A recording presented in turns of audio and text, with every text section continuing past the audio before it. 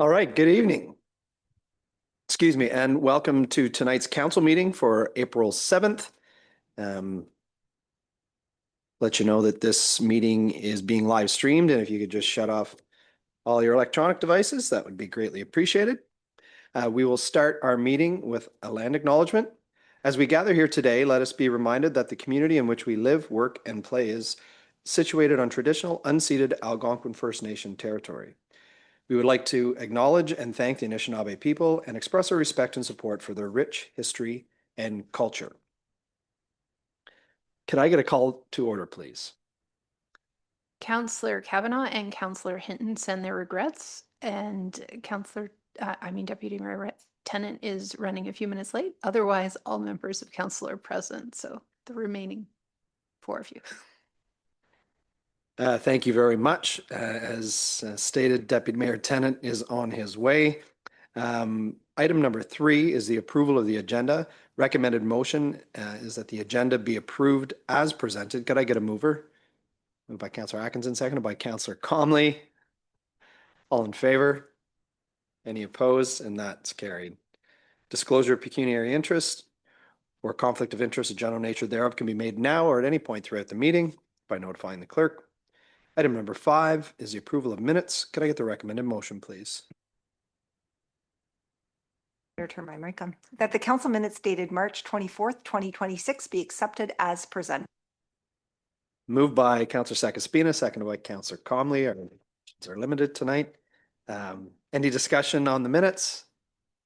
Seeing none, all in favor? Opposed? And that is carried. Item number 6 is the consent report. Could I get the recommended motion, please? That council received the consent report dated April 7th, 2026. Thank you. That's moved by Councillor Atkinson, seconded by Councillor Comley. Any discussion on the consent report? Seeing none, all in favor? Any opposed? And that is carried. Thank you. So that moves us to new or other business. And on the agenda tonight is Alto high-speed rail project. And I'll just read the recommended motion, which is to be determined by council. But there is a motion from the Eastern Ontario Wardens Caucus in your agenda package on page 9.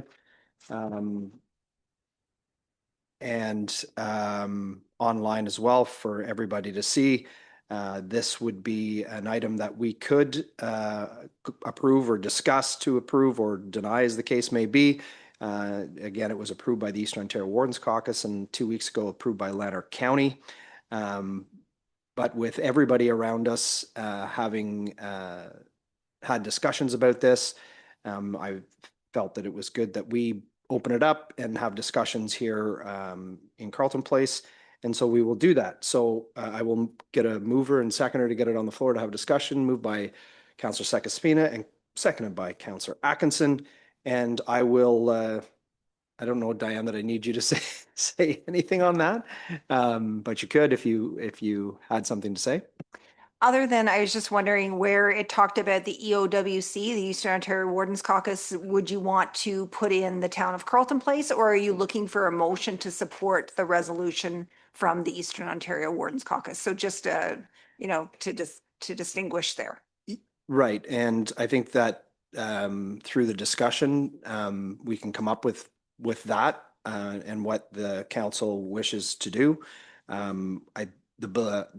What we did at Lanark County was we approved a motion to support the EOWC's motion. We were also going to bring it back with more specific items directly related to Lanark County at our next meeting. So I will open it up to the floor if anybody has anything to say or wants to discuss. Councillor Atkinson. No, I'd support a motion supporting the EWOC motion with respect to Alto. I think their concerns are quite considered and justified. From an economic development perspective, as far as Carleton Place sits, this proposal really leaves a lot of questions, more questions unanswered than answered. It doesn't seem to offer much to folks that live outside of the major urban centers. And and is probably one of the largest infrastructure and expropriation projects that we've seen since 80 years ago when the province of Ontario began the process of building the 401, which was itself a massive, massive undertaking in terms of the expropriation of land, cutting off rural roads, blocking ways. It's done at a time before we had the wisdom to look at the environmental concerns that we measure these things up against today. So I would support a motion to support the EWOC motion itself, and because even though this project, the first leg has been announced, is happening between Ottawa and Montreal, and it's likely not going to be finished before 2029. And if they're going to consider the Ontario route after that, I think people do need to make a little bit of noise, because do you really need to get from Ottawa to Toronto in an hour? Are you really in that much of a hurry to get to Toronto in an hour if you need to back and forth? Where maybe if we took 2.5 hours and had a better rail system that was available to more people across Eastern Ontario and Central Ontario, the economic development prospects would be much better for all of us in Ontario. And I think we should take a look at that. And if you want to get to Toronto in an hour from Ottawa or Montreal, Doug Ford says he's going to take over the Billy Bishop Airport now and expand jet service. So you can get a little jet plane from Montreal to Ottawa in less than an hour and be downtown. So movements like that kind of defeat the whole purpose of Alto. So again, I'm going to shut up and just say I'll support the EWOC motion. Thank you, Councillor. Councillor Comley. Thank you. I'm happy to see this come forward. We needed to have some discussion on this, and as Councillor Atkinson said, this has raised more questions than it's answered for a lot of people. And I think the EWOC motion does address a lot of the concerns people have in the rural communities, especially ones that are not being served by this project.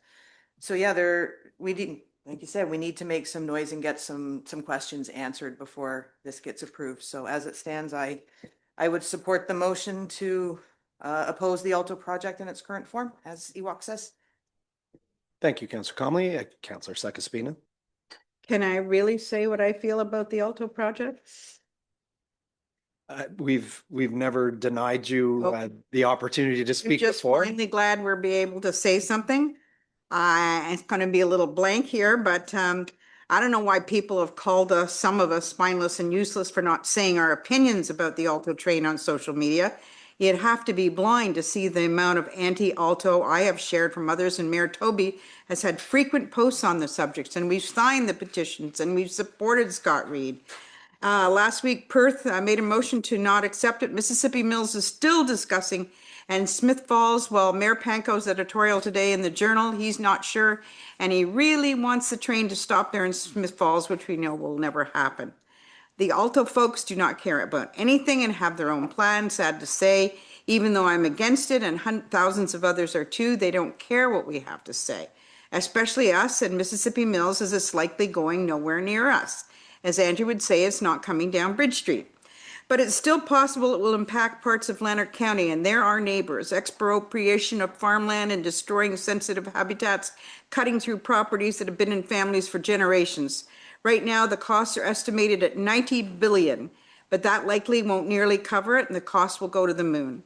Money that can be spent on other needs, including more local transit options that can get just as many people out of their cars and serve a much broader cross-section of the public, instead of just people traveling from one large urban center to another.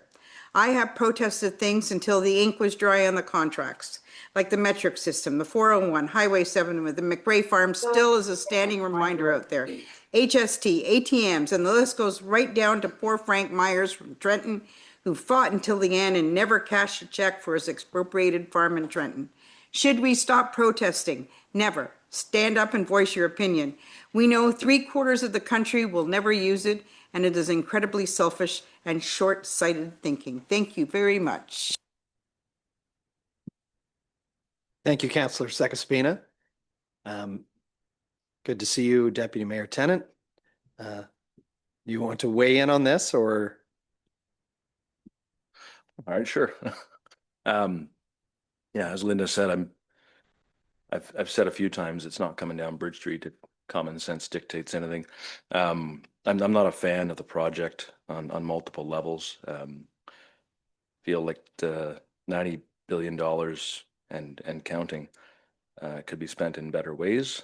When you're already running a $72 billion deficit, it seems like a strange notion to put that sort of major project forward that's not going to generate any in GDP growth or anything like that. So not a fan, and in solidarity with our rural neighbors who actually might see this thing if it ever happens in their municipalities who are against it, I would speak against it just to keep friendly neighbors.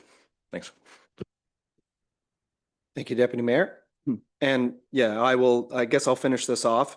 Having been part of the motion up in Latter County, actually, I moved it because I do believe that it's the right thing to do.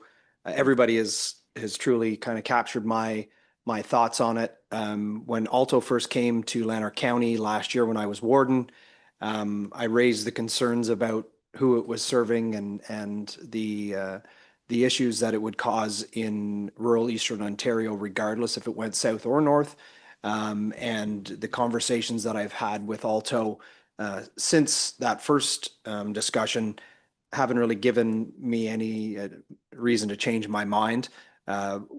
Last two Wednesdays ago, when we passed the motion up in Lanark County, there was also a meeting that day between the president of Alto and CBC reporter, and he made pretty clear that they weren't going to go down the 401. They weren't going to go use the existing via rail corridor. If you put your ear to the ground, you're hearing more and more that it could possibly be north that it comes. I don't believe, because of the cost of going through an urban center like us, but also the big body of water that sits directly to our west in Mississippi Lake, the chances of a rail coming directly in through Carleton Place is very, very, very slim. But as has been stated, if it was to come north, it could very well affect either Mississippi Mills or Beckwith. And it, again, there are friends, there are neighbors, and in some cases there are partners. And if it's going to affect them, then it is affecting us. And so, as Deputy Mayor stated, I could find ways just within our own municipality and all of Eastern Ontario to use 90 billion in a much wiser fashion. People that are making this decision, as I like to say sometimes, are much higher up the chain and much smarter than myself. So we don't always have a lot of say in these things, but infrastructure, healthcare, education, defense, you name it, I'd put the money there long before I put it in this service. And Councillor Atkinson stated that the Ottawa Montreal might be completed in 2029. It's not coming until 2030 for approval through the government. Then it's going to take 6 to 8 years at today's standards to build it. So it's going to be a decade before the first leg is finished. Who knows at that point what the world's going to look like and what the final leg would be. The last thing I'll say is in conversation up in Perth with Alto representatives, one of the questions I did have is I was curious as to why they were going to Quebec City and not to Southern Ontario. If we were going to be investing this kind of money, and it's using all of our tax dollars, including, as Councillor Sekaspina said, members of Canada that will never use this because they're just not going to be in the proximity, whether they live down east or out west, to use this, but maybe once or twice in their lifetime, should they ever. The vast majority of folks that go and visit and spend their money in other municipalities other than their own do so down in southwestern Ontario, Niagara, not in Quebec City. The numbers have floated out there. So there's a ton of money that's with 4 stops going into Quebec City. If I was going to actually put this through, I would probably go Montreal to Niagara or even further south to involve the folks that might use it from the States to come in and spend their dollars here in Canada. But I agree with the EOWC's draft, and I would just say that we support it. So I would put forth that motion to support the EOWC's resolution. And if that's okay, Diane, is that? I think we would just maybe just elaborate just to say that the council supports the Eastern Ontario Warden Caucus motion formally opposing the Alto project in its current form, and that a copy of our motion be forwarded to the entities outlined in the Eastern Ontario Wardens Caucus motion. So with that, I'll get a mover for that motion, Deputy Mayor Tennant, and seconded by Councillor Comley.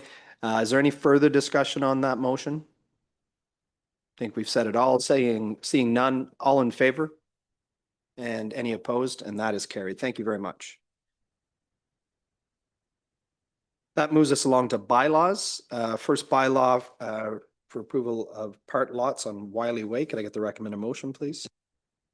That bylaws 22-2026 and 23-2026 to approve part law control for parts of Wiley Way be read a first, second, and third time and finally passed. Thank you. Moved by Councillor Atkinson, seconded by Deputy Mayor Tennant. Any discussion? Seeing none, all in favor? Opposed? And that's carried. Second bylaw, cost sharing agreement with Crew-Mac Holdings. Can I get the recommended motion, please? That bylaw 24-2026 to approve a cost sharing agreement, Crew-Mac Holdings, Inc., Carlton Street Servicing, be read a first, second, and third time and finally passed.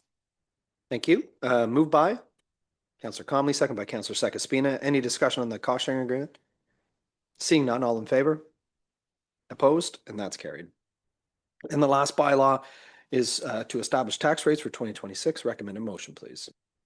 That bylaw 25-2026 to establish tax rates for 2026 be read a first, second, and third time and finally passed.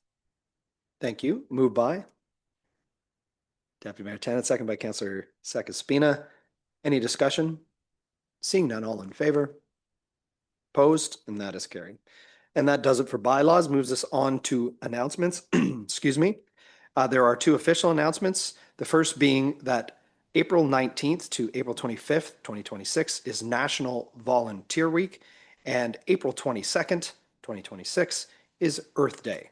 I'm always a big proponent of volunteerism, and we have so many great non-for-profits and clubs in Carleton Place and the surrounding area, and they depend heavily on volunteers, and Carleton Place has always been a community that steps up and services these clubs and non-for-profits, and I would highly recommend we continue to do so because they add so much to our town. Is there any other announcements? And Councillor Sakaspina.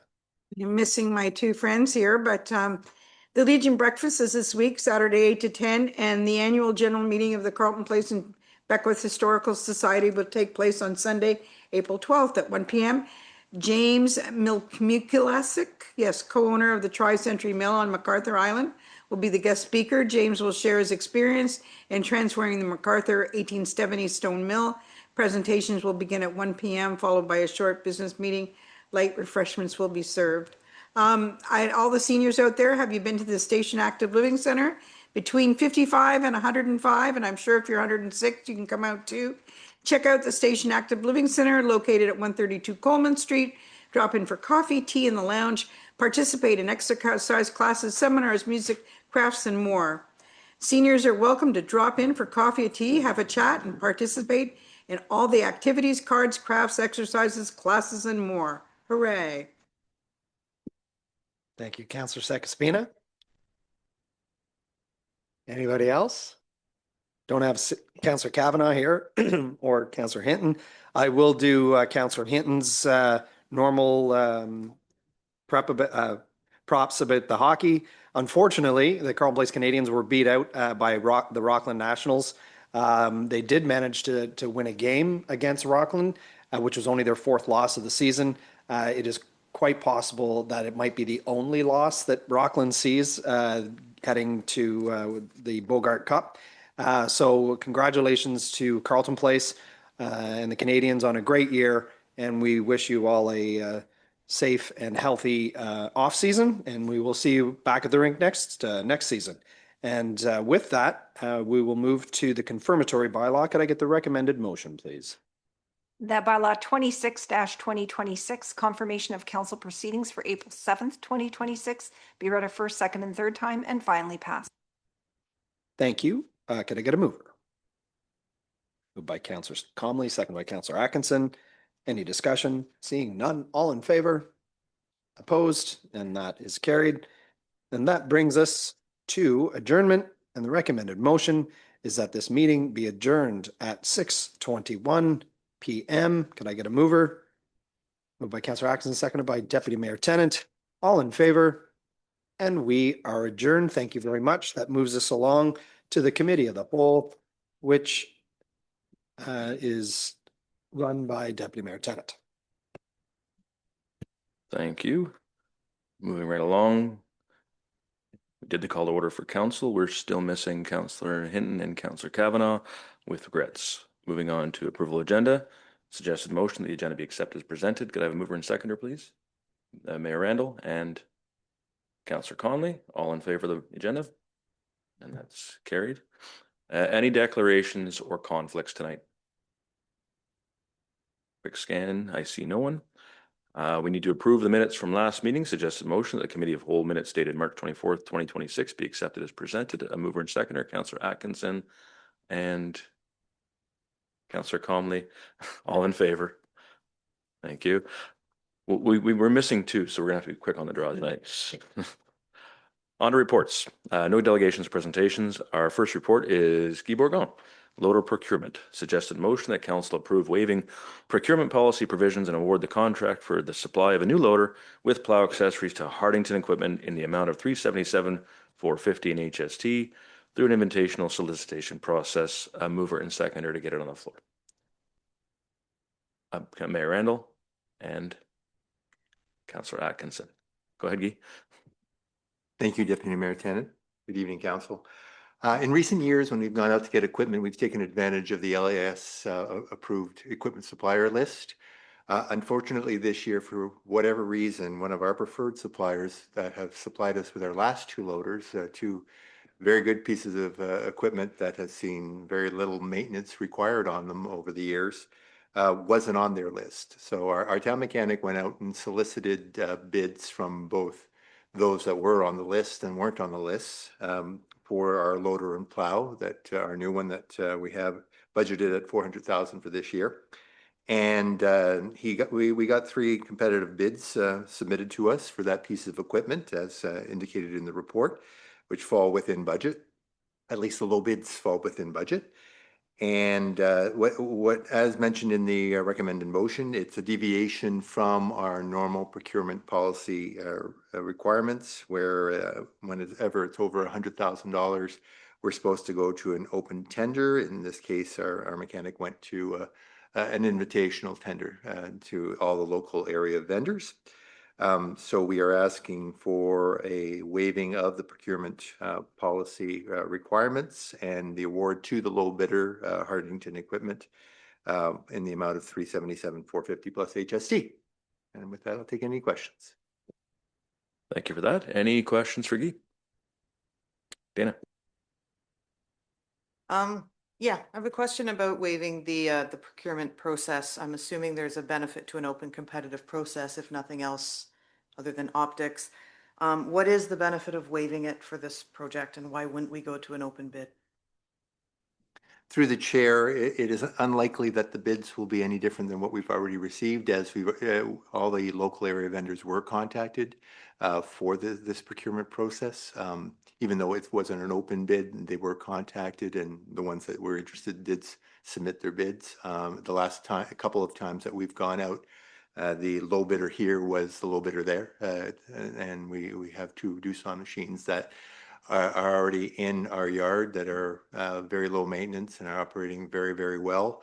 As well with this piece of equipment, as they are the low bidder once again, parts are interchangeable. You don't have to carry as much stock on the shelf for them, and their service contract has been excellent. Anytime there has been an issue, they come down right away. They're here within the day, and to make sure that everything's back operational, so we don't have any downtime.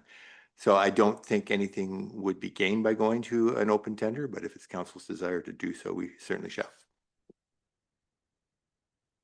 Yeah, I have no problem with the people that are on the list, and if we're getting quality equipment, I just feel like this should have been done through an open process. We have a policy for a reason.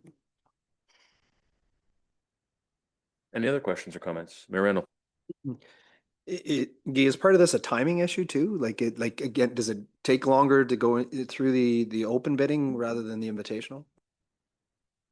Through the chair, obviously, if we went back now to an open tender, we'd have to put it out for a number of weeks on Mercs to solicit the bids and then come through with the award at a later time. So it may not be available to us for this upcoming winter. Whereas this going through with it right now as it stands, it will be available to us for the upcoming winter season. Thank you for that. One more question. Is the brand that we're purchasing the same across all the vendors, or is it different brands? Through the chair, through yourself, it was multiple different brands. The low bidder carries the Doosan type brand, but we solicited quotations from Case, from John Deere, from all the other local area vendors that met our specifications for the size and strength of the equipment that we needed. So my company, I buy a lot of stuff, the same brand as well, 2 interchange parts in the exact same way you're talking about. So I completely understand what you're doing. Any other questions or comments? Linda? Okay, Guy, this might be a silly question here, but I'm sure people are asking it out there. This is a new machine, right? Brand new? Through the chair, that is correct. Do we ever buy refurbished? Through the chair, in the past, we have done it with a sidewalk plow that had very, very low hours on it. It hasn't been good practice for us or good successful, and certainly the other municipalities I've had with the maintenance portion of it. Whenever they're too used, they break down much more easily.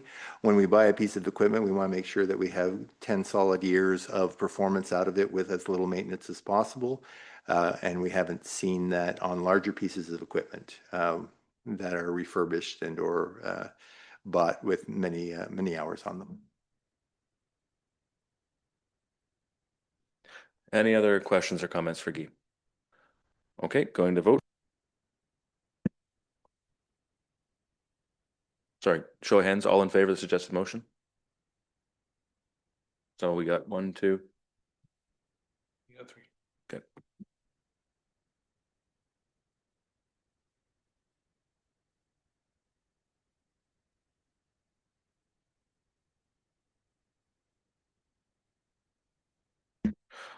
All right, moving on to item V, 2026 BIA budget with Teresa McConkey, a treasurer.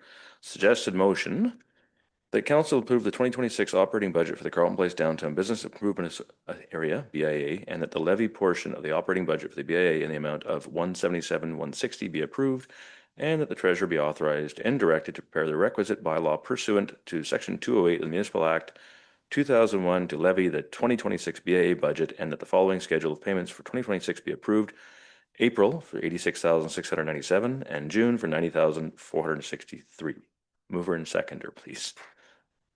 Councillor Atkinson, Councillor Comley. Go ahead, Teresa. Thank you, Mr. Chair.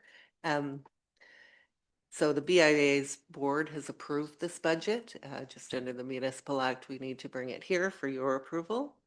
After several years of no increase to their levy, this year they're proposing a 2% increase. And I'll take questions. Any questions? Mayor Randall.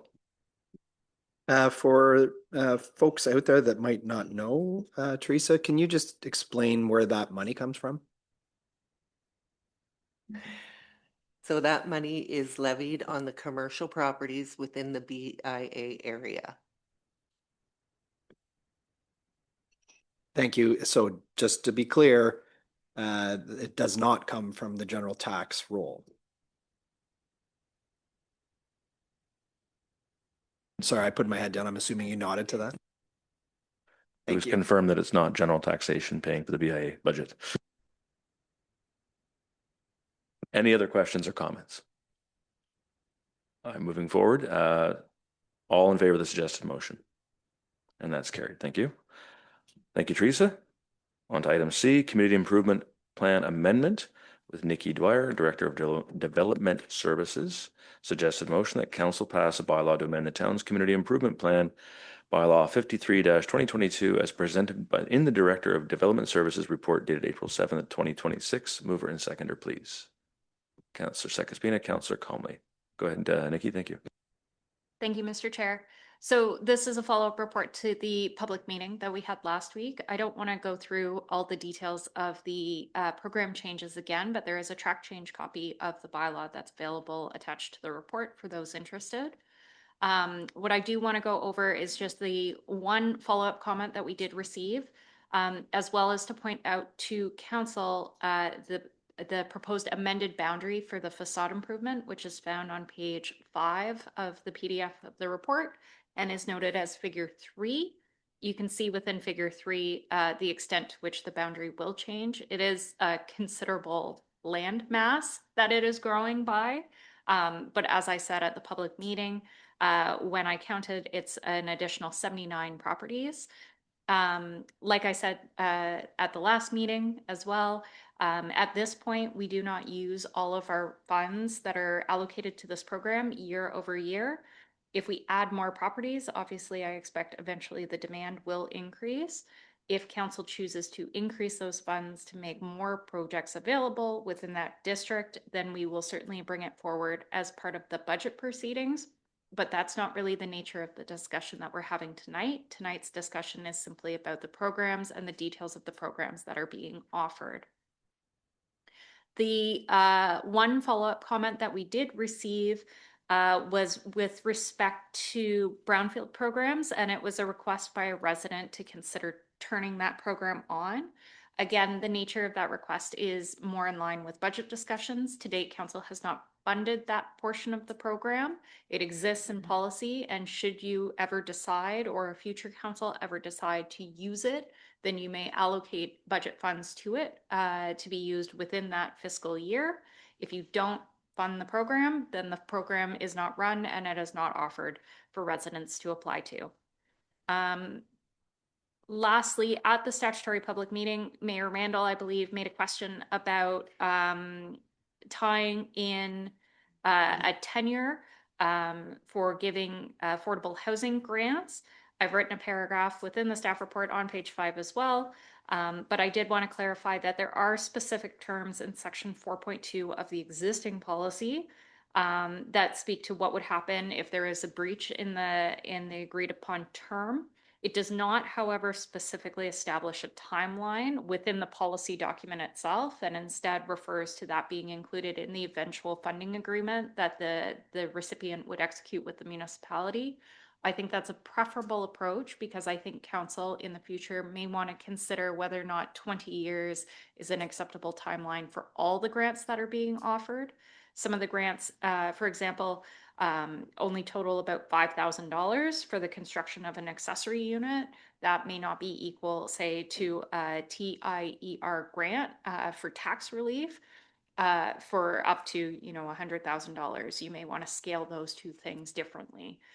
So I would suggest that you're well covered within the terms of the policy right now to negotiate that at a future time on an applicant specific basis. If council also wants to develop a standard operating procedure to staff to give some guidance on that, we can do that. But I would caution that you don't want to put it in your CIP, because anytime you make an amendment to the CIP itself, it requires the statutory public consultation process and is subject to appeal by third parties. So I think there's other means by which we can manage the mayor's concerns on that without actually modifying the text of this specific policy. So with that, we haven't received any other public comments or concerns, no comments from agencies or public bodies in accordance with the circulation under the Planning Act. And the changes that we're making are still very respective and responsive to the provincial planning statement as well as the Planning Act. So we recommend moving forward with the amendment by passing a bylaw at the next meeting. Thank you. Questions or comments? Linda? Hi, Nikki. So this was put out to the general public, am I right? And how was it put out to the general public? Thank you. Through the chair. So because this is a statutory amendment, we're required to follow the notification procedures of the Planning Act, which involves posting notice in general circulation media. Because we don't have a local newspaper, the clerk's office has determined that we are sufficiently serviced by posting it online. We did also post it on CP Scoop, and I believe on Facebook as well to try and get most general circulation. I did also circulate it in advance of the statutory process to the BIA for comment at the board. We reached out to the Accessibility Committee for comment, and to all previous applicants to provide some feedback on how the program could be approved in its administration and delivery. Okay, so you did your job and then we got 8 responses? Through the chair, yes, the 8 responses that are included in the summary are those from applicants who have submitted in the past, and only for programs including the ARU program and the facade grants. Some of the facade grants were repeat customers. So I think overall our circulation included about 15 names and we received 8 responses back. Any other questions or comments? Yeah. Thank you, Nikki, for this. I'm happy to see these changes. I'm happy to see us doing whatever we can to incentivize affordable housing in the community. We all know it's needed. Upping these funds for building owners to keep up their buildings is a good thing. So I'm happy with these changes. Thank you. Great, thank you. Any other questions? Linda? I'm also shocked to see that powered doors are more popular than wheelchair ramps. Yeah. I have a quick question. So the facade improvement expansion, I don't think that the BIA is actually expanding their boundaries. They're just expanding the program into new boundaries. Where does the money come from for those facade improvement grants? Thank you. So historically, the program has been funded in part by the BIA itself, which is the importance of kind of expanding that boundary to meet their boundary so that the membership feels like they have equal opportunity to apply. But it's been a 1/3 contribution by the BIA, and with the remaining 2/3 coming from the town. I believe that comes from taxes, I think. It's unsupported. So the reason I'm asking is the 1/3 funding that comes from the BIA, is there a chance that the facade improvement applicants outside of the BIA area are going to be able to use the BIA money to improve their facades? Thank you. No, so that's our purpose. We've worked with the BIA specifically to create a boundary that aligns specifically to theirs. I know they have toyed in the past with expanding their own boundary. We'd be responsive the same. If they chose to expand their boundary, we would try and amend the CIP again. But again, I caution, every time you amend this document, it's a statutory process, which involves time and costs in processing and risk of appeal. But we would do our best to keep alignment wherever possible. Perfect. I just wanted to hear you say that the money wasn't being moved around too much and is inside the own boundaries. Any other questions or comments?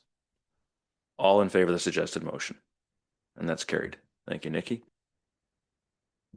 Moving on to item D. Are you going to be Tyler? Okay.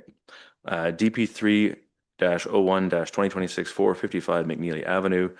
Suggested motion that the Committee of the Whole hereby authorize the approval of application DP3-1-2026 for the property known as 455 McNeely Avenue, legally described as Beckwith Concession 11 Part Lot 16. And then a whole long description, and that the committee direct staff to issue a development permit in accordance with section 2.24 of the development permit bylaw 15-2015. Mover and seconder, please. Mayor Randall, Councillor Atkinson. Go ahead, Nikki. Thank you. This application is a development permit approval for a new Shoppers Drug Mart located at 455 McNeely, which is the same property where the independent grocery store is. The proposal will site the building at pretty much at the intersection of McNeely and Highway 7. The requested relief is threefold. One, pharmacy is not actually a permitted use within the highway district right now. Council may recall that we had a very, very similar request come forward from Smart Centers not that long ago to permit a pharmacy on that site as well.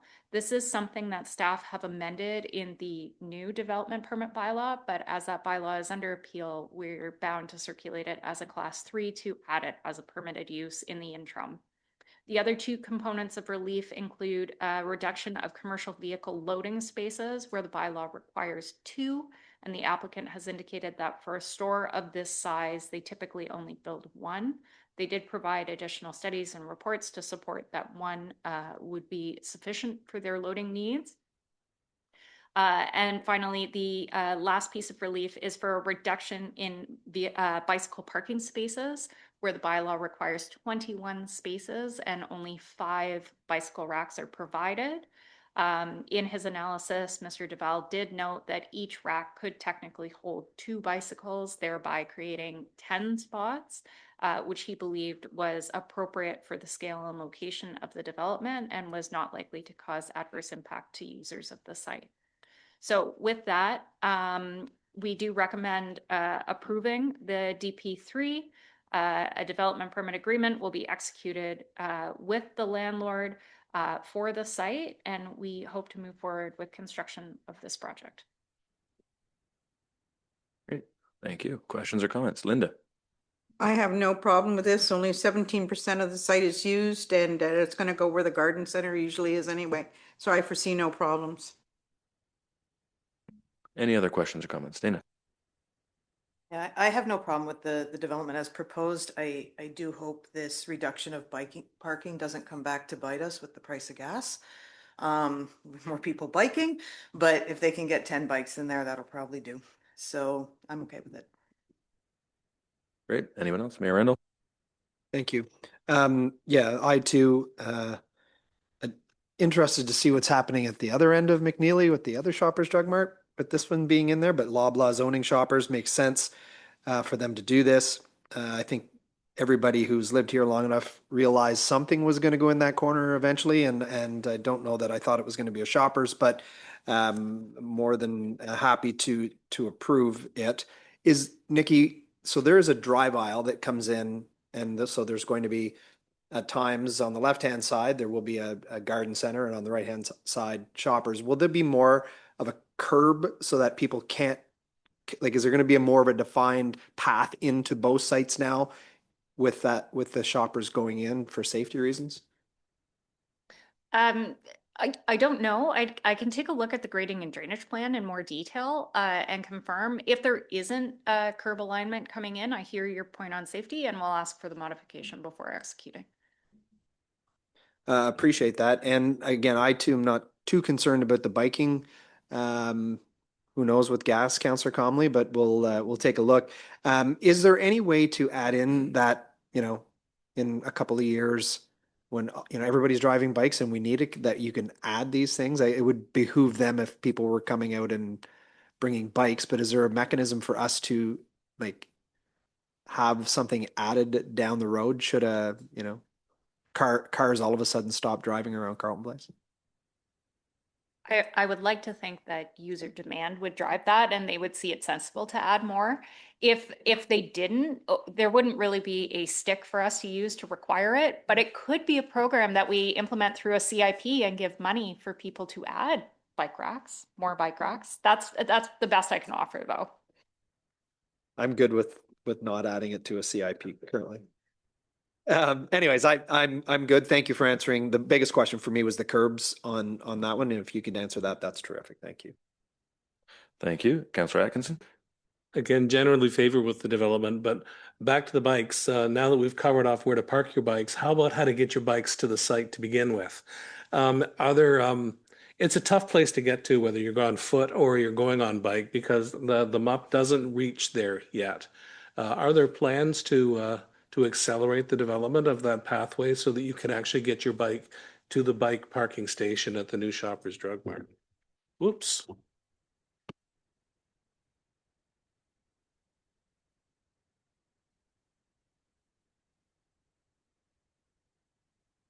Because it goes so far, but then it's not. Yeah. Through the chair, I'll have to get back to you on that. Unfortunately, Director Bourgon is no longer with us tonight. He's left the building. He hasn't died. But I'll look into it. I have to check the TMP as well as the county's plans for McNeely. I'm not quite sure how far down the MUP was going to go before it hit that intersection. Yeah, thanks. This was something that was flagged by the EAC, and just in terms of active transportation, there seems to be a disconnect with this proposal appearing all of a sudden, but I'd appreciate an answer. Mayor Randall? I wasn't thinking I was going to go in this direction, but since Councillor Atkinson brought it up, is there any connectivity to the Pegasus or the new what is going to be a new commercial set of lands behind the Loblaws? Is there going to be anything through there to connect the two parcels together at any time in the future? Through the chair. So from this site north into the future commercial lands along McNeely, there is a very sizable municipal drain there. So you would need a bridge connection. At this point, there's kind of a parcel between the back of the Independent and the future Food Basics location that is not subject to development right now. If and when it comes in, we may be able to negotiate something, but it's hard to do when it's private land to private land. Between this site and the Pegasus development on Hooper Street, there is no connection. Again, there's quite a drop between those two grades. There hasn't historically been a connection, and there was no effort to make a connection at this point. There is, however, going to be a pedestrian connection between the Food Basics site and Hooper Street as part of that design. Okay, thank you. Great, thank you for that. I will sort of echo what the mayor mentioned with the drive aisles. One of the concern I would have, and it's only really when the garden center is in place, the stacking that kind of, if you're trying to get into that whole plaza, and there's a lot of stacking because there's people trying to turn right towards these garden center and to the drugstore, it backs people up into the intersection. So something to be aware of. And then the safety component as well. If there's people going to the garden center and people have to drive through the same drive aisle to get to the drugstore, that can be a problem. So anyway, it's just something to keep an eye on. And we have parking for 10 bikes under this. I don't think I've ever seen 10 bikes together in Carleton Place ever. So I think we're safe, at least for now. And it's not hard to get another bike rack if we need to. So any other questions or comments? All in favor of the suggested motion? And that's carried. Thank you, Nikki. Moving on, we've got Centennial Park Concept Plan with Joanne Henderson, Manager of Rec and Culture. Suggested motion that council receive as information the report from the Manager of Recreation and Culture dated April 7th, 2026, providing conceptual options to improve Centennial Park, and that council provides staff direction on the amenities to be included in the final concept plan. Mover and seconder, please. Councillor Atkinson, Councillor Sekespina. Go ahead, Joanne. Thank you, Mr. Chair. So in the fall of last year, we started working with Stantec Consulting to come up with a couple of options for upgrading Centennial Park. They have provided two different options, enhancing the park with different features. Option one includes lots of trail pathways throughout the park, a paved lane with sidewalks. As you know, it's driving down Joseph Street into Centennial Park is a little bit rough, and the parking is a little bit difficult. So these paved lanes, as well as paving that area and making a little roundabout, will enhance accessibility as well as the paved pathways throughout the park will provide some accessible features. We're also looking at restoring the shoreline and making the waterfront and the beach area more accessible. And we've also asked them to include, although the first two options didn't include this, we've asked them to add in a deck option along the east side of the beach where we're calling it a deck or a terrace. So we could have some picnic tables and chairs and you can look out over the waterfront and it would be accessible. Just providing another amenity for people in the community to enjoy the waterfront. Option 2 has similar features, but in that option, we're keeping the soccer field that's there right now or keeping it as an option and adding some different amenities like a chess table, tables, and some courts for bocce ball. So what I'm looking for now, I've shared these options with council, and I'm looking for some more direction on what amenities you want us to keep and what amenities you might want to see added. And then what we will do is we'll go back to the consultants and ask them to provide another concept, not another, but, you know, reconfigure the concept plan so that we can provide the opportunity for council to add their comments. So I'm looking for direction. Please share what we would like to see. Great, thank you. And I mean, this is partly so we can establish a budget. We need to know what these things cost. Items, you know, that we want to see. We'll go back to the architect and get a price tag before we come back again to get confirmation. So open up the floor, questions or comments. Linda. You know what I'm going to say. I love family parks. Carlton Place is full of families, but Centennial Park, we have the seniors across the street in the Renwicks area. We have seniors everywhere on Flora and Moffett, and I'd love to see some senior attributes to this park. I love the terrace deck river and access because the last access we had at that park was Mel Douglas, the local grave digger years ago, built some rough stairs out of concrete that have long fallen into the river. I'd also like to see some sort of heritage markers to Nichols Lumber that use that space for decades. And yeah, but I'd really like to see seniors thought about with this park. So thank you, Joanne. Okay, go ahead, Councillor Atkinson. Yeah, I like both of the concepts, Joanne. I think they've done this is a really good start. But the overall theme of the parks, if we're going to make the beach an accessible feature, the entirety of the park should be accessible. So I'd like to make sure that the change huts that are proposed are accessible change huts as well, maybe having them a little closer to the beach so that if you're using the accessible features of the beach, it's not such a hike to get to the change facilities. One thing I'd like to request, because I've noticed a lot of our parks in town, as wonderful as they are, there's nowhere to get a drink of water and there's nowhere to take a pee and there's no way to change your kid's diaper if you need to. So I would actually like to see a water bottle filling station added to the proposals, and I'd like to see a public washroom added to the proposals, because if we want to have a park where people can have picnics and are going to have events and going to be there for several hours at a time, they're going to need access to washroom facilities. So I would strongly encourage, I know it's expensive, but I would strongly encourage that accessible washroom facilities be included in the design.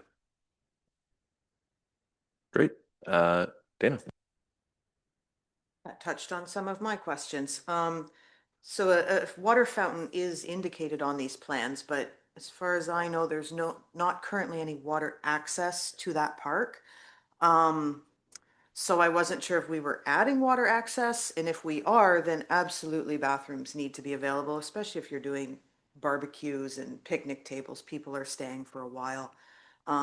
So I agree with the bathroom and water access.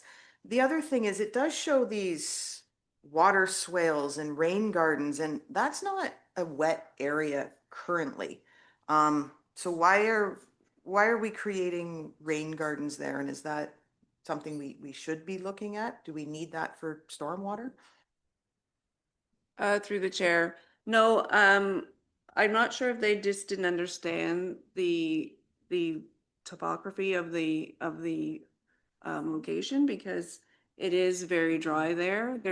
And although at Okeechobee Park, it is fairly wet. So I don't think we need it for drainage purposes. I think they're just kind of adding it as a feature. I agree with Linda that if we're going to make it accessible and for seniors, we should have some amenities for seniors. I like the swings and benches that are included there. But accessibility has to go throughout the park if we're going to get people to the beach. On behalf of Councillor Hinton, he has asked me to suggest pricing for a half-court basketball. He would like to see something for the 9 to 14-year-olds included. So I said I would bring that up. Yeah, I think we need to decide what kind of park we're going for here. Are we trying to do a whole bunch of children's amenities or go for a senior thing because we can't do it all? Great. Mayor Randall? Thank you very much. And yeah, Joanne, I think this is a good start. I think we truly do need to establish kind of a budget on the main items that we're talking about. I am not really in favor of option one personally, dissecting the park. At this time anyways, it is currently and will be for a little while longer anyways, used as a soccer field, and we are very light on soccer fields here in the town. Our neighbors in Beckwith obviously have an extensive soccer park, but we still have a growing young community here that would probably use that for the foreseeable future. So I like option two with the path around, and I agree with the accessibility that we need if we're going to make the beach accessible, which I agree with wholeheartedly. That the rest of it also be accessible, including if we're going to do some form of boardwalk or seating area, that the folks of all ages and abilities have the ability to use all the parts of the park. My question, I guess, is, Joanne, is if we're going to go back and add a bunch of stuff, are we adding cost to obviously we're adding cost to the design of this? I'd be in favor of the main portions of this, which is the trail around the park, connecting to Okeechobee, the beach amenity, and some form of boardwalk that would connect the trail as well. Just to get a base price of what we're looking at. I mean, so if we're adding in a half-court basketball court and water and bathrooms, is this adding currently to the design? Because if so, I might want to know what our base components are before we start adding design elements that we may or may not use. If this comes back at the base elements are $600,000, I'm not so sure that you go through with it. So if we're adding 50,000 here and 50,000 there, so that is my question to you: is if we were to add a bunch more to this right now without knowing the base cost, is that adding to our architecture costs? Through the chair, I did speak to the consultant today, and they can provide some budget figures based on what we have here. The waterfront terrace that we have asked them to design in an option will require a little bit more detail, because it's going to have to be engineered. They have to talk to the Mississippi Valley Conservation Authority. I'm not sure what the new name is now. And they'll have to do some more detailed design work to get some true budget figures for that amenity. But, if you're just looking for a general concept ballpark figure for what we have here, it can be included in what we've arranged with them to date. Thank you. And the other thing that needs to be noted and believe me, I really would love if there was washrooms and water down there. But the end of Joseph, the houses that were built in the past, I don't know, 10 years or so, are all on well and septic, because the cost to run water lines and sewer lines that far, which don't even touch the park. We're so far out of the realm. So to run them another, 100 meters down the road, it probably would put this out of the realm as much as I would love to see it. And again, should funding become available for such things, it might be it would be something that would benefit all the users of Centennial. I would be in favor of finding the base cost of what those are, and then if we want to look at adding, basketball courts down the road, or play structures or any other amenity, I think having the beach accessible is a huge win. I think the trail connecting Oakley and all parts of the park will allow people with accessibility issues and seniors to gain access to parts of the park they don't have access to now, which is a win. And I think some form of boardwalk is so that everybody could enjoy the beauty of Mississippi River, and that area would also be a win. So that would be my request. I'm very open to everybody else's wants and wishes, and let you say, but that would be, I would put a motion on the floor to get a base price for those three major items and see where that starts us and go from there. Just want to do one thing quickly to clarify. So we've been using a different word to describe the thing that's going to be along the waterfront. We've been calling it a boardwalk. We've been calling it a terrace, a deck, a number of things. I just want to get everyone to agree on one word now before we move forward. We started with boardwalk. I like boardwalk, but if someone's got it, and just to describe this, it's from the beach up to the edge of the property, so the end of the park, a large wooden deck, basically, that you can sit on. And anyways, that's the extent of it, with a railing adjacent to the water. I'm going to propose boardwalk. Does anybody not like boardwalk? Okay, Joanne's got her hand up. I just to better explain what our vision is, it's similar to at Dow's Lake, where they put the nice new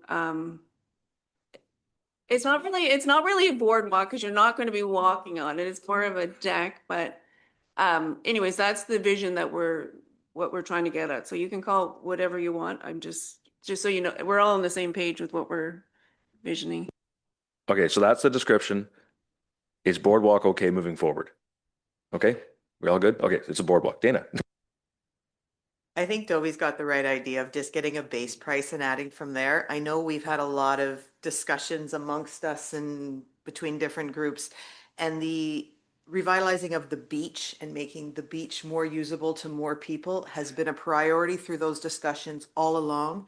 And this boardwalk idea has also been one of those pieces that we've been discussing for a long time. So I think what we can do to the beach to make it usable and increasing access along the waterfront, wherever we can get more people to access our beautiful water, is a win. I think those and the paths to get around the park are the priority. And we need to start there. Do we need bocce ball? I don't know. We can add those things later, but if you're going back to the consultants, I think the beach and the boardwalk are definitely the priority. Yeah, that's my take on it too. I discussed this with the architect, and the big three, I think the big three easy wins on this one are the trail system that connects to the Oakey Trail. I like the look of that. The boardwalk, and then the accessible beach has been discussed at committee level, at the accessibility committee, for some time now, to try to figure out how we can do that. One note that I will mention, that when we discussed with the architect, everything in the park is meant to not have any steps. That was one thing that one of the comments was it all accessible by, people with mobility issues. They don't have to step up or down onto anything, ideally, if the design goes forward as is. So, Mayor Randall? I haven't been, I was down about, I think 2 or 3 weeks ago. Bad time to look at a beach with the snow and everything. I don't know about the appetite for this, but I'll throw it out there anyways. Is Centennial's beach is tiny in comparison to Riverside, obviously. I don't know how much work it would be to expand it even 10 or 15% to make it, like, if you put, I don't know, 3 or 4 families on Centennial Beach, the beach is full. And so while we're doing this, and with accessibility items that you're going to add to it, it could probably fill up even quicker if people were going down with accessible chairs or walkers and the like.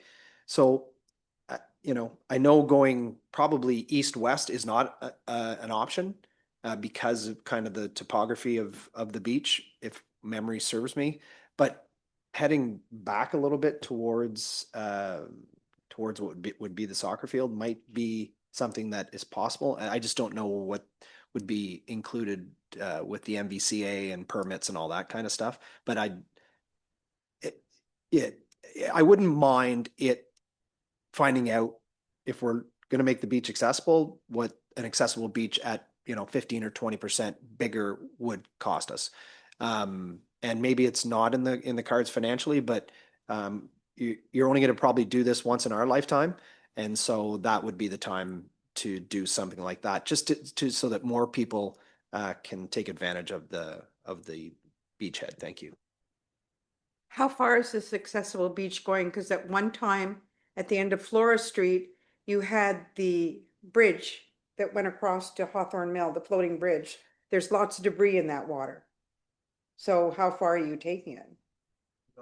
That's what I'm saying. You can't go east-west along it just because there's rocks and everything. I mean, you could, but no, I would move it, make it deeper rather than wider.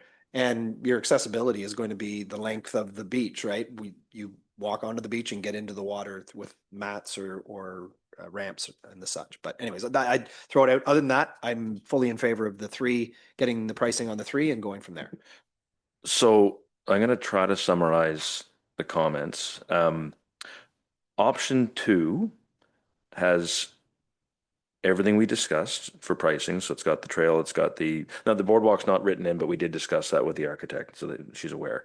And the beach, as well as a few other amenities that were brought in by the architect, like the bocce ball and whatever 13 is here. Do we want to get price? Because if the architect has offered to give us pricing on all those elements that are already in that drawing, do we want to just say, give us pricing for what you drew up in option 2? And that way we have at least a list of a few things extra that we already are included. Any comments, Mayor? I'd say yes to that. My only concern with the bocce is anytime you need to bring something to play, like the chess boards out here don't get utilized because they're stationed somewhere else. We've done this before, Joanne, way back in the day in the park off High Street. There was the shuffleboard. I think kids used it as a skateboard kind of ramp and stuff. But anytime you physically either need to bring something, so it would have to come with some kind of storage and locker system, and which personally I just don't see working there. I think it would be great. I'm sure there's lots of folks that would love to get out and do some bocce, but that would be my only take there. If we could replace that with something that didn't require you to physically have something to bring and play, I'd be open to it. But maybe the offset is the accessible huts and some of the accessible items that we might be adding to this to make it fully accessible right around the entire park. I don't know. Yeah, are they in there? Yes, I mean the bocce is in there. We could switch it out for something, but we may be paying the architect to look at something else if we change it. So that's the detriment. It's we've already used up the money. Dana, do you have a comment? A quick question. There's currently porta potties at that park, is there not? You're nodding yes. Could we get those included on the plan as to where we would be putting porta potties? Because that's still going to have to happen.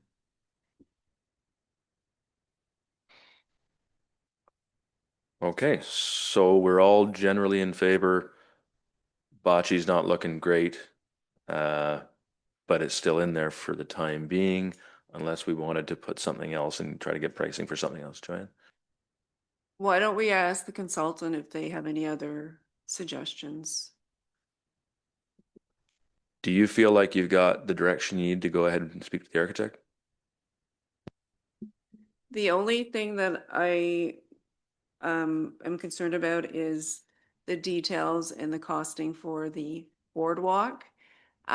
If we should need some extra funds to get them to come up with a budget figure, because they will have to do some more detail, find out some more details.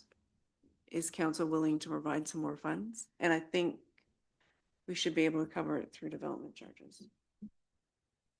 So we won't know what that number is. We're probably gonna have you come back if they give you a number, because I mean, we could, okay, go. Sorry, what was the cost for what was the budget for the architecture portion of this? 20,000. So I was gonna say even an upper limit of 10, so that Joanne doesn't have to come back to us. So we could just say, add on as part of the,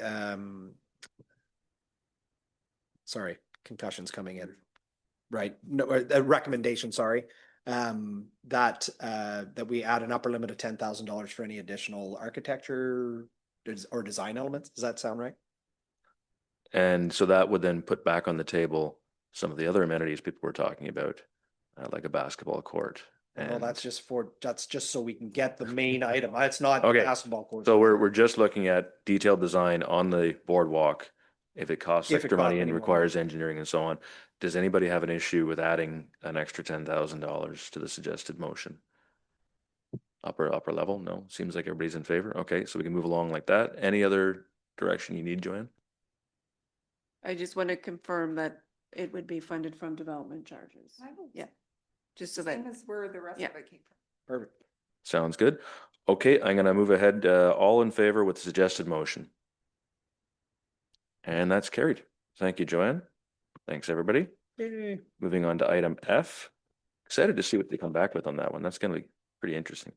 CEO's report with Diane Smithson, the delegated authority, suggested motion that council receive as information the CEO's delegated authority report dated April 7th, 2026. A mover and seconder, please. Moved by Councillor Atkinson and seconded by Councillor Conley. Go ahead, Diane.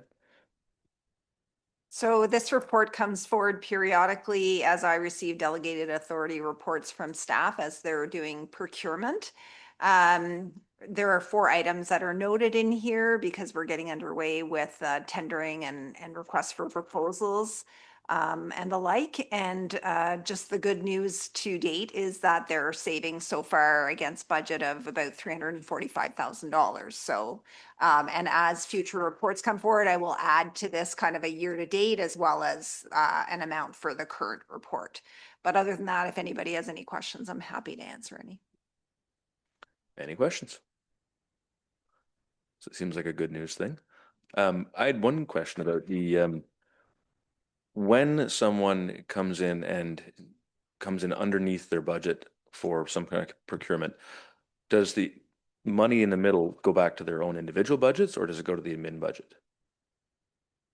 If somebody is under in their budget, say on a capital item, the money doesn't get allocated to anything else. It goes to the overall surplus or deficit for the town at year end. They don't get to spend it on anything else. Perfect, thank you. All right, any other questions? Mayor? On item number 4, the new garage, how long ago was that budget set? The 2956? You mean the 3.3 million? Yeah, overall. Yeah. So that was included in the 2026, but I think it was a carryover from 2025 because I know we started the design work in 2025. And this is the one that's going out on the snow dump area? No, this is the one that's going on the existing site on Franklin. Replacing the salt, is it replacing both buildings? I believe it's an addition of the bays to the garage. And I think it's I think the salt dome is being replaced. Yes, if I'm correct. And if I'm not, if Guy hears that and isn't right, we will clarify tomorrow by email to council. Excellent. Thank you very much. I was shopping domes with Guy at Good Roads in Toronto a couple of years ago on that one, so I think that's what's happening. Any other questions or comments? All in favor of the suggested motion, and that's carried. Thank you. Next is new or other business. We have none. Committee board and external organizational updates, suggested motion that the following minutes be received. Lanark County OPP Detachment Board from February 18th and Urban Forest River Corridor Committee from February 25th. Mover and seconder, please. Councillor Atkinson, Councillor Sekespina. Any questions or comments about the updates, the meetings? Seeing none, all in favor? And that's carried. We're on to information listing. Ministry of Transportation, notice of study commencement, microsurfacing of Highway 7, and Eastern Ontario Wardens Caucus suggested motion that the information listings dated April 7th be received. Mover and seconder, please. Mayor Randall and Councillor Sekespina. Any discussion on the, Mayor Randall. So just to confirm item 1 of that, the Ministry of Transportation, that's the micro resurfacing on 7 between, I believe it's Mississippi and down. There's also road construction on 15 this summer that just came down the pipe. So it's going, which is all the way from just outside Smiths Falls all the way to just outside Carleton Place. And it starts, I believe, in April and goes all the way through November. So folks that are driving around the area, you'll be hit with some road construction this summer. All to the betterment of our, not us generally, but all the betterment of our communities long term. But be prepared for some stops on 15 and 7 throughout the year. It should be a positive ultimately, but yeah. Any other questions or comments? Linda? So when they say they're microsurfacing, that's the same stiff thing they did to McNeely a few years ago, right? So does this mean they're not starting the project for another few years? Diane? That is correct. Mayor Randall? Just I believe, Diane, you can confirm, I believe it has to do with the main gas line that's traveling through there, which is the problem that they're currently having. Yes, so the delay currently is with utility movement particularly the gas line. And that's an update from MTO to staff in a meeting we had, I don't think it was last week, maybe the week before. So that's what the current delay is. But once that gets done, then they're going to do their final public notification for the project. And then they just have to make sure that they work it through the provincial budget to make sure that it's a funded project. And then I think we'll be getting underway. So I've been working here for 7 years. Pretty sure this was the first few months we started working on, receiving updates about the Highway 7 rehab. So maybe someday. Any other questions or comments? All in favor of the suggested motion? And that's carried. And we are at adjournment. Suggested motion, the meeting be adjourned at 7:17 p.m. That's some kind of record. Mover and seconder, please. Dana, Linda, all in favor? And that's carried. Thanks, everybody.